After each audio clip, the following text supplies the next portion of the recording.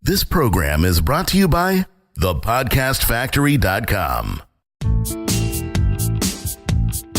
You're listening to the Pretend You're Fired Today podcast. And now, here's your host, Lisa Rangel.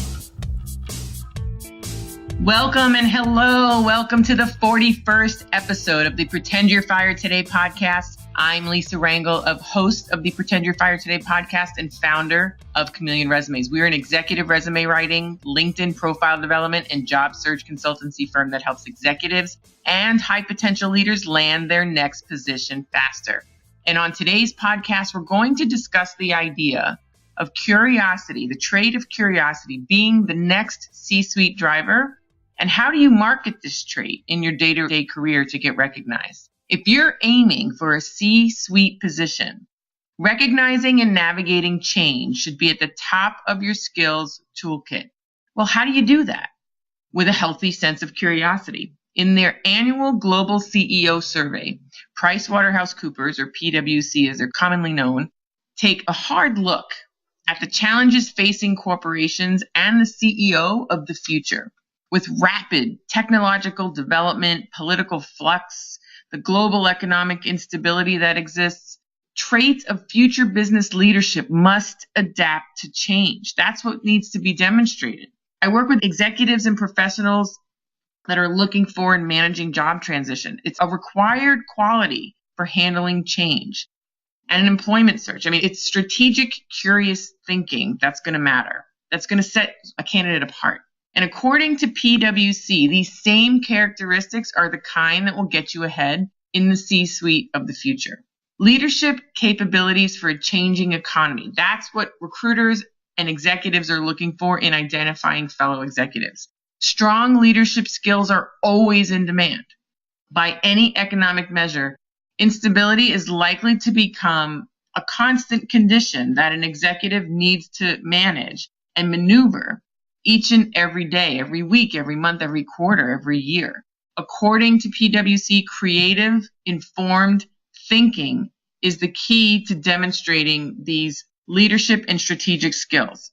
In fact, they say in their study, the crucial thing a CEO has to be capable of is to think strategically, which means to recognize changes in the market early, then formulate the consequences for their business, unquote.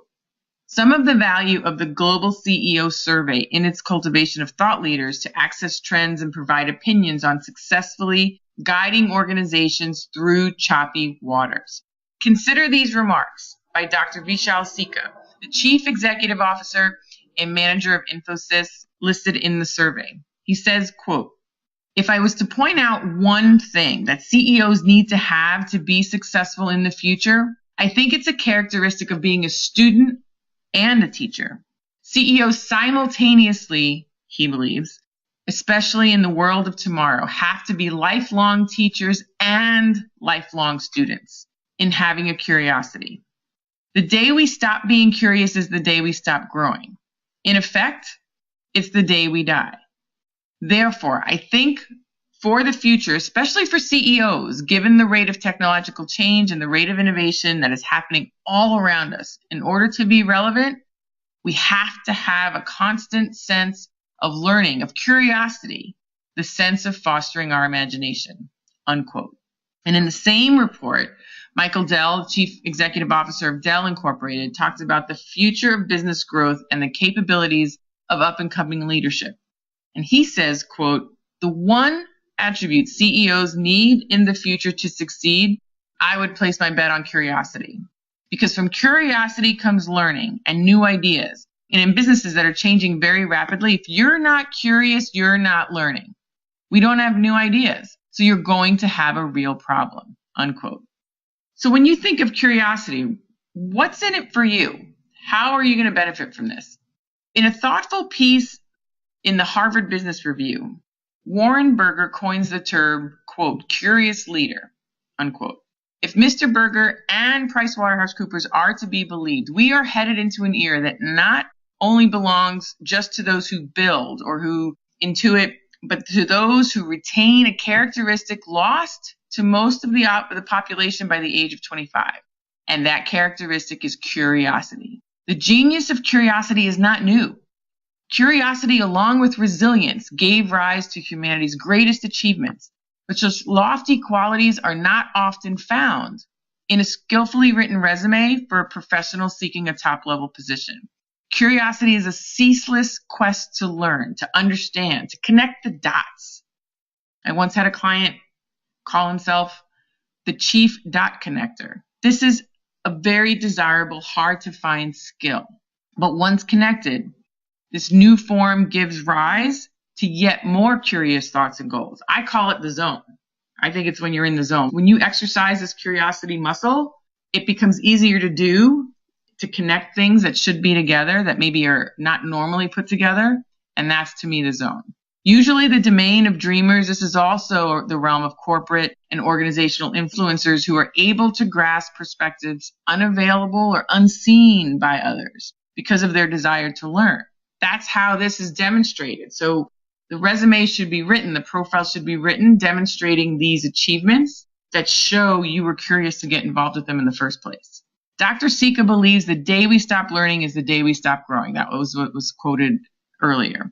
For Mr. Dell, the urgency of curiosity lies in the ability to deliver new ideas. Growth and new ideas are a product of learning, and learning is driven by an innate energy of curiosity. In another piece by August Turak, and that's Turak, the discussion of curiosity with regards to Steve Jobs and his interest in calligraphy that later gave him the fonts that are famously associated with Apple. Mr. Turak notes, Jobs wasn't curious about those things that would make him successful. He was successful because he was so curious. So it begs the question, how do you get curious? How do you become curious? While inborn, curiosity is also a quality to be cultivated. Almost all people at some point in their lives were curious, I believe. Think of curiosity as the characteristic that is to be recalled.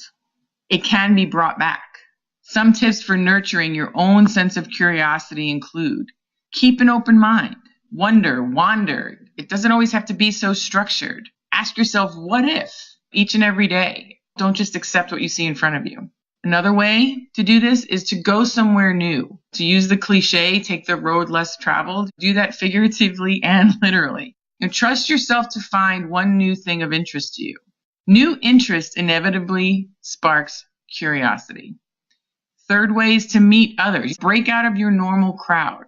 Diversity of people, places, industries. These new relationships, these new encounters can offer an opportunity of new perspective, a new opportunity for synthesis of the information around you. And you might digest that in a very different way.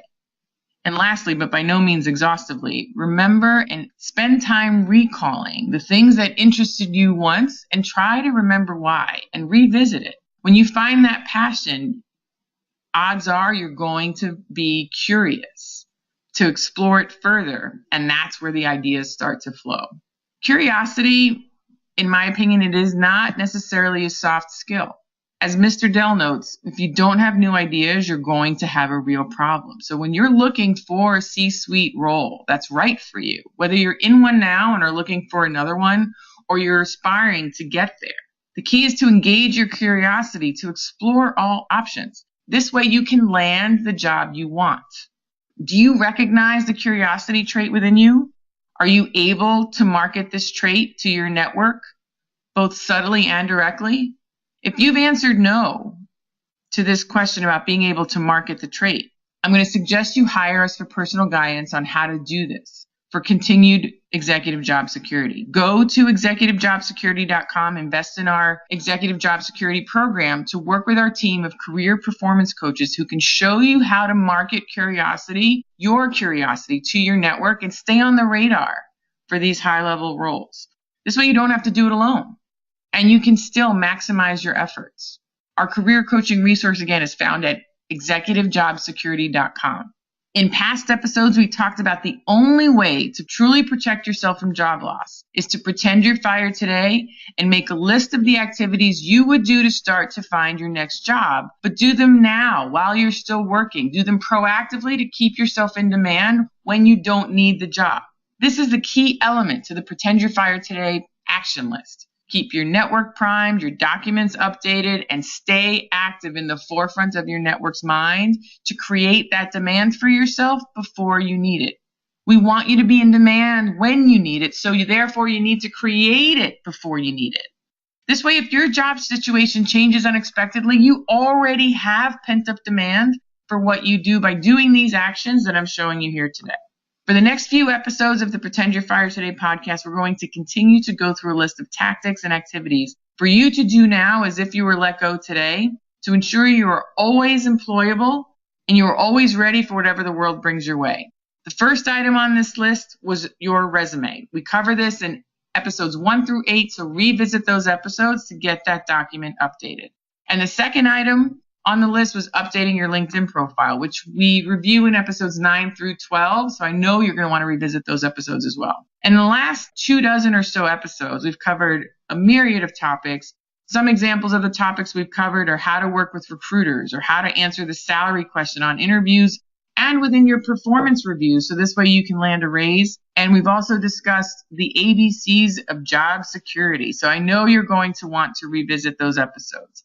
I'm so proud of you for taking these steps to making yourself marketable before you need it.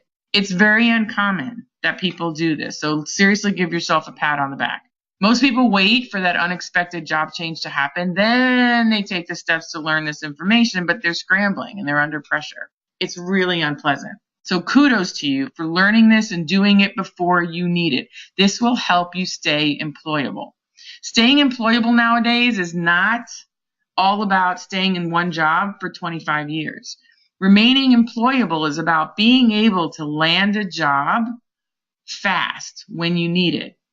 That's the key. My friend saved me with her priceless advice to pretend you're fired today, and I'm paying it forward with you. And I ask you to pay this sentiment forward and share this podcast with as many executives and rising professionals who you know would benefit from this build the demand before you need it advice. Doing the preparation suggested in this episode will help you promote your curiosity trait to position yourself for high-level roles. Again, this is important whether you're in a C-level role and want to remain there or find another, or you're aspiring to getting to the C-suite. In the next episode, we will be discussing the 6 steps to take to move into executive role. So once you've identified your curiosity trait and learned how to market it after today's episode, you're not going to want to miss the next one because we're going to talk about the 6 steps you need to take to move into that role. So in the interim, if you want personalized coaching for your career to get you past this one area or any other area in your career that you might be struggling with, go to executivejobsecurity.com and hire us to help you directly. We will help you create continuous employability throughout your career. I look forward to seeing you on the next episode. Be well.